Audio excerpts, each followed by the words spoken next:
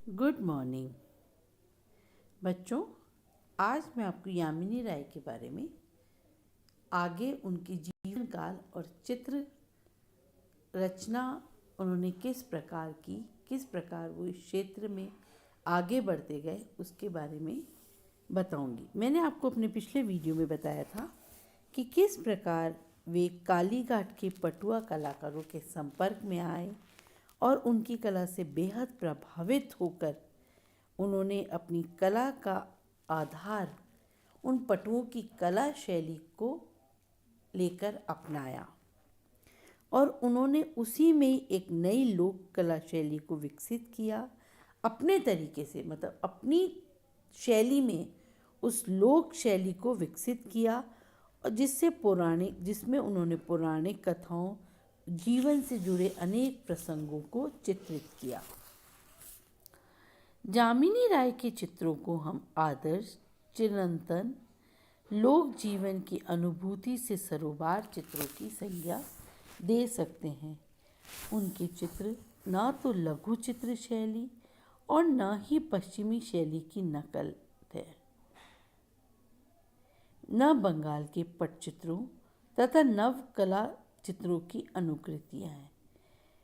वे तो मौलिक लोक चेतना से उद्भूत ऐसी चित्राकर्षक कृतियाँ हैं जो हमारे समक्ष बच्चों की सी सहज कल्पना से युक्त रूपाकारों तथा रंगों के झिलमिलाते परिदृश्य उपस्थित करती हैं।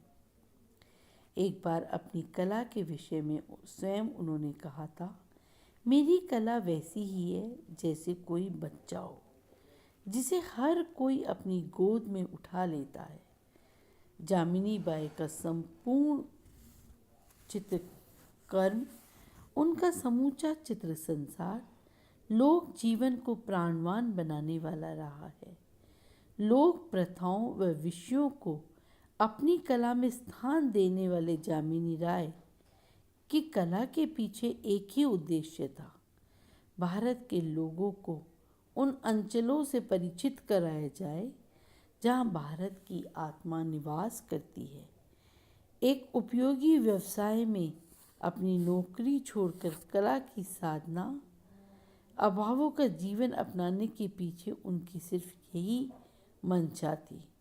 उन्होंने अपनी कला के व्यावसायिक उपयोग की बात कभी नहीं सोची। कहते हैं अपने जीवन काल में उन्होंने अपना कोई भी चित्र 350 रुपयों से अधिक मूल्य में नहीं बेचा।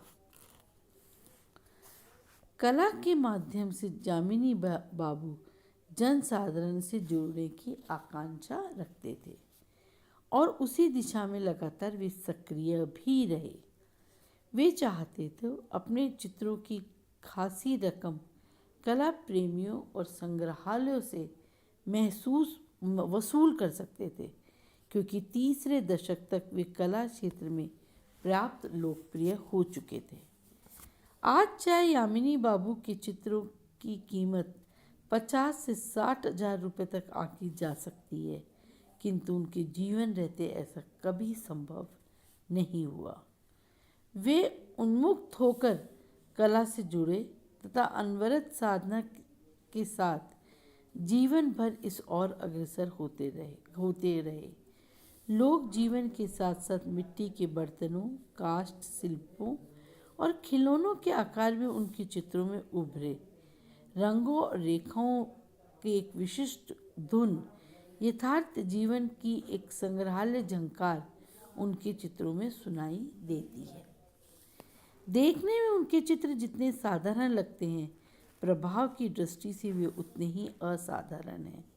माँ शिशु, ढोल वादक, संथाल स्त्रियाँ, भेंट, सीता की अग्नि परीक्षा, टैगोर और बापू, पुजारिनी, रथ यात्रा, घोड़ा गाड़ी, राम भक्त हनुमान और दिल्ली उनके कुछ बहुप्रचारित चित्रों के शीर्षक हैं, जिन्हें देश भर के पत्र पत्रिकाओं में यामिनी राय की कला का पश्चिमी परिचय देते हुए प्रकाशित किया गया है। उनके चित्र कला क्षेत्र में निरंतर चर्चा का विषय बने हैं।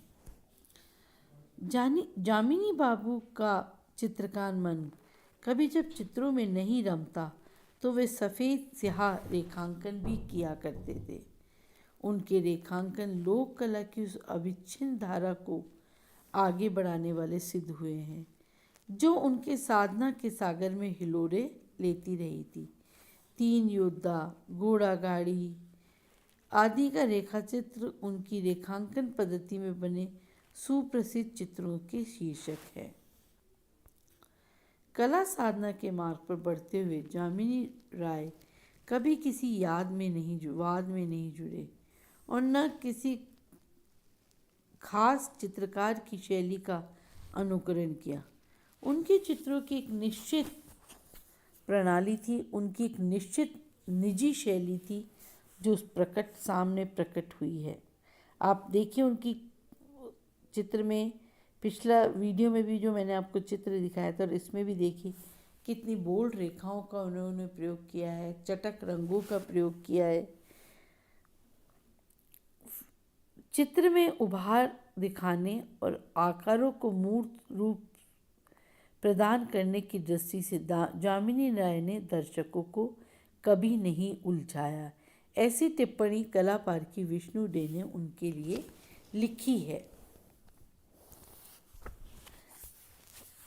उन्होंने बच्चों की विशुद्ध आकार कला के दृष्टिकोण को अपनाया तथा आदिवासियों के गहरे रंग विधान के माध्यम से जामिनी बाबू ने अपने चित्रों में अभिव्यक्ति दी। उनकी कला शैली को बहुत कम लोगों ने समझा और पहचाना। उन्होंने गुड्डियों और गुड़ियाओं और खिलौनों की आकर्षक दुनिया में खोने का प्रयास भी किया। भूख और गरीबी की मार से त्रस्त बंगाल के करुण दृश्यों, अनाथों, निराश्रितों और उपेक्षा का जीवन जी रहे स्त्री पुरुषों का चित्रण करके जामिनी राय को विशेष सुख प्राप्त होता था। शांत और अशांत दोनों मन स्थितियों में वे चित्रों की रचना त्वरित गति से करते थे। अपनी कला के उत्कर्ष काल में उन्होंने प्रतिदिन 10 चित्रों की रचना की। अपने संपूर्ण जीवन काल में उन्होंने लगभग 20,000 चित्र बनाए। जामिनी राय की चित्र सामर्थ्य धीरे धीरे इतनी बढ़ गई कि देश में ही नहीं बल्कि विदेश में भी उनके चित्रों की भूरी भूरी प्रशंसा की गई। महात्मा गांधी ने उनके बाग बाजार स्थित मकान में जाकर उनकी कला को निकट से देखा। वे उनकी कला के प्रशंसकों में से एक थे। गांधी जी उन्हें राष्ट्रवादी कलाकार की संज्ञा से अभिनीत किया था। फ्रांसीसी कला समीक्षक ए हर्बे मेसिया ने उन्हें महान समकालीन चित्रकारों की श्रेणी में रखा तथा महान चित्रकार हेनरी मातिस ने से उनकी तुलना की। यूरोप के दूसरे बड़े समीक्षकों ने भी उन्हें भारतीय कला का पैगंबर कहकर सराहा। समीक्षकों ने उनकी संपूर्ण कला सामर्थ्य की तुलना रेखा में व्यापक दृष्टि और गहराई की तुलना बैंकॉक से तथा रेखागति की तुलना पिकासो से की है। भारत सरकार द्वारा 1955 में यामिनी बाबू को एक पद्म विभूषण की उपाधि देकर सम्मानित किया गया। उन्हें देश विदेश में लगातार आमंत्रण प्राप्त होते रहे, किंतु अपनी कार्यस्थली बंगाल तथा अपने कला साधना स्टूडियो का मोह उन्हें सदा ही बाहर की दुनिया में जाने से रोकता था। अपनी कला के माध्यम से जामिनी राय ने जिस सहज भारतीय कला रूपों को संस्कारित किया, उनके पीछे उनकी गहरी कला दृष्टि और सौंदर्य की और सोच की छाप है। उनकी कला भारतीयता से भी आगे बढ़कर विश्व जनित हो गई थी। लोक कला रूपों का वह अन्वेषी नित नई चुनौतियों से जूझता हुआ विश्व कलाकार हो गया था। 24 अप्रैल 1972 को कलकत्ता में इस उदात्त मानवतावादी चित्रकार का निधन हो गया। जामिनी राय हमारे बीच में नहीं रहे, किंतु लोक संस्कृति को उनकी विशाल देन आज उनके चित्रों के रूप में हमारे समक्ष उपस्थित है, जीवित है। धन्यवाद।